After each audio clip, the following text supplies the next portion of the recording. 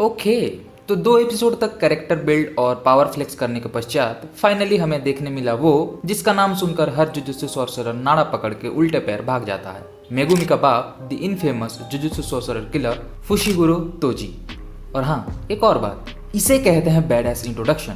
तो कहानी में होता यह है कि लगातार 48 घंटों तक रिको-चान को बचाने, कुछ किडनैपर्स को पीटने, कुछ फ्लाइट ट्रैवल्स करने और बीच में खेलने के बाद गोजो और गेतो रिको-चान को लेकर सही सलामत पहुंच चुके हैं टोक्यो जुजुत्सु हाई पे। और इन 48 घंटों में लगातार अपने लिमिटलेस और 6 आइज को व्यवहार कर रहा गोजो इस मोमेंट पे आके वो सब कुछ बंद कर देता है, since he thought they were safe now inside the jujutsu high barrier. किंतु जाल तो शिकार के लिए होता है, शिकारी के लिए थोड़ी, क्योंकि ये बैरियर किसी भी कर्स एनर्जी को भीतर आने से रोक सकती थी और बजाय उसके कुछ भी प्रवेश कर सकता था, जैसे कि एक ऐसा व्यक्ति जिसके पास कोई कर्स एनर्जी ही ना हो। तभी अचानक एक खंजर से गोजो के छाती को भेदते हुए एंट्री होता है तोजी का, उस जाइगेंटिक बॉडी के साथ जिस फ्लेक्सिबिलिटी में वो मूव करता है ना, अमेजिंग। ऊपर से वो इन्वेंटरी कर्स जिसे तोजी अपने स्टोरेज जैसा व्यवहार करता है, लाइक किसी कर्स टूल को उस कर्स के भीतर से निकाल के लड़ना। And the way he fought Gojo, हे राम। तो कुछ वर्ष पहले तोजी गोजो को देखने गया था, since he got to know that after 300 years finally there is someone in the Gojo clan with both limitless and 6 eyes, और उसे गोजो के पोटेंशियल का ज्ञात होता है। He knew that this boy could be a threat in the future, और अब जब रिको-चान के रक्षा के लिए गोजो और गेतो को असाइन किया गया, Toji plans to wear Gojo out।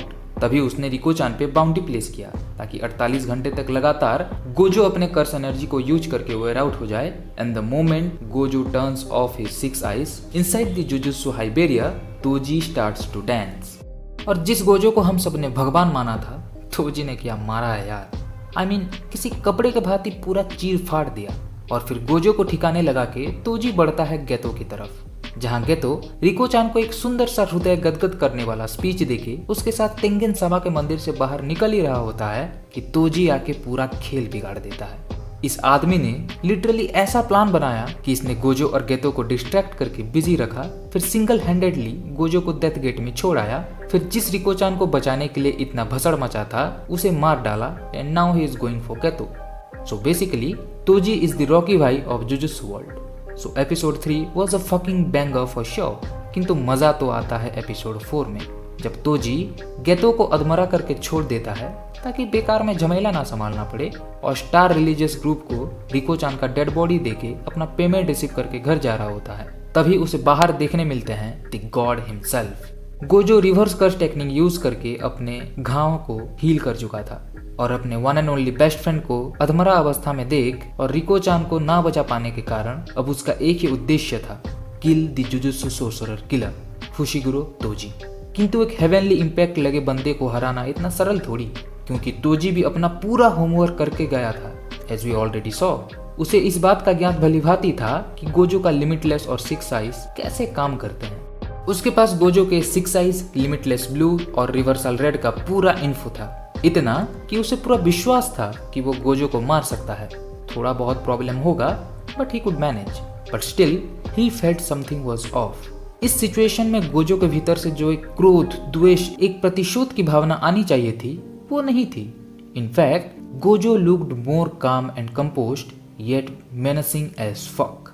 और एक रिवर्सल रेड को डिफ्लेक्ट करने के बाद जब तोजी तैयार होता है अपने अगले स्ट्राइक के लिए, Gojo place the S of his स्लीप्स। Through out heaven and earth I alone am the honoured one. इसी लाइन के साथ गोजो अपने नए रिवर्सल टेक्निक से तोजी का पूरा बायां भाग उधेड़ देता है, होलो पर्पल, जिसका निर्माण एम्पलीफाइड ब्लू और रिवर्सल रेड को मिला के हुआ है। और गोजो जाते जाते तोजी का अंतिम इच्छा भी सुनता है कि आने वाले महीने में तोजी का बेटा मेगुमी 13 वर्ष का होने वाला है, तो इससे पहले कि उसे ज़ेई क्लान में बेच दिया जाए, गोजो उसका कुछ कर ले। तो हाँ, थोड़ा अकड़ू ही सही, किंतु तोजी जाते जाते अपने बेटे का बंदोबस्त करके गया। बस अब अगले एपिसोड में हिडन इन्वेंट्री आर्क निपट जाएगा और फिर 2 recaps and then the most awaited Shibuya arc. तो तब तक के लिए सायोनारा, जय हिंद।